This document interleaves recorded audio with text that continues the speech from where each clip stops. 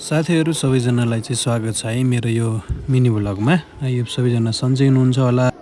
अनि सबैलाई नमस्ते। म चाहिँ श्री भङ्गेली माले माध्यमिक विद्यालय कक्षा 6 का विद्यार्थीहरूद्वारा निर्माण गरिएको स्टुडेन्ट एटेन्डेन्स मार्फत विद्यार्थीहरूले कसरी आफ्नो एटेन्डेन्स गर्छन् भन्ने कुरा देखाउन गइरहेको छु। भिडियोलाई चाहिँ अन्तिमसम्म हेरेर साथ दिनु होला है त।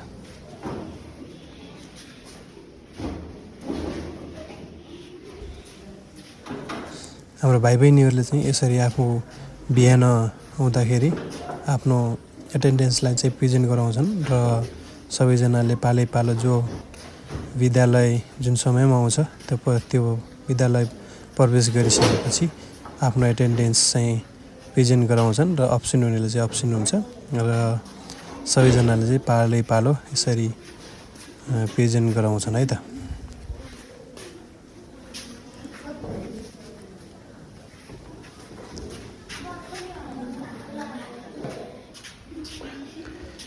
यो शैक्षिक सामग्री निर्माण गरेको एकदम राम्रो लाग्यो मलाई, किनभने विद्यार्थीहरूले आफैले आएर चाहिँ आफ्नो एटेन्डेन्स गर्ने भएको कारणले गर्दा पनि शिक्षकलाई कक्षा शिक्षकलाई चाहिँ को विद्यार्थी आज अब्सेन्ट छ भन्ने कुरा छुट्याउन पनि सजिलो र थाहा पाउन पनि छिटो हुने भएको कारणले गर्दा पनि हामीले चाहिँ यो विद्यार्थी एटेन्डेन्स एकदम राम्रो लागेको मैले महसुस गरेको छु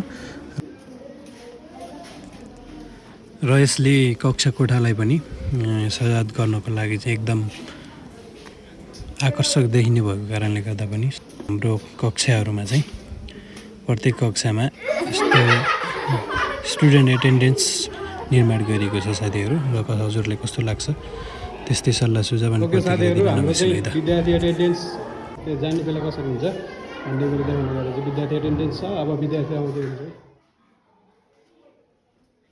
बाहिर निक्ले।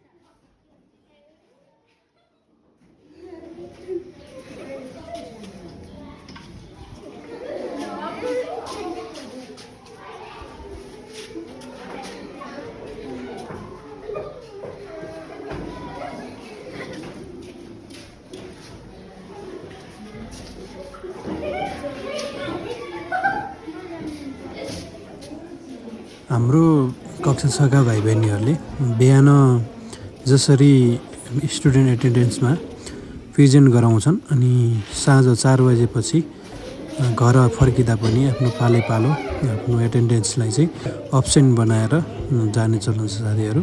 यो चलनले अथवा यो नियमले गर्दाखेरि हाम्रो भाइ बहिनीहरूलाई चाहिँ छिटोभन्दा छिटो कक्षा कोठाबाट बाहिर दौडिने र हतारमा भाग्ने चलनको चाहिँ अन्त्य भएको छ साथीहरू। र यसले गर्दाखेरि आफ्नो एटेन्डेन्स जसरी भए पनि अब्सेन्ट गराउने र जाने भन्ने भावना विद्यार्थीहरूमा छ र यसलाई चाहिँ संरक्षण गर्नुपर्छ भन्ने कुरा पनि हाम्रो भाइ बहिनीहरूमा छ साथीहरू। र मेरो भिडियो अन्तिमसम्म हेरिदिनु भएकोमा सम्पूर्ण साथीहरूलाई धेरै धेरै धन्यवाद। र यो भिडियो कस्तो लाग्यो, हाम्रो विद्यालयले गरेको यो काम कस्तो लाग्यो, हजुरहरूलाई जस्तो लाग्यो त्यस्तै प्रतिक्रिया दिन नबिर्सनु होला। फेरि पनि हामी अर्को भिडियोमा भेट हुनेछौँ। अहिलेलाई चाहिँ बाई बाई सबैजनालाई। स्वस्थ रहनुहोस्, व्यस्त रहनुहोस् अनि मेरो भिडियोलाई चाहिँ माया गर्दै रहनुहोस् है त।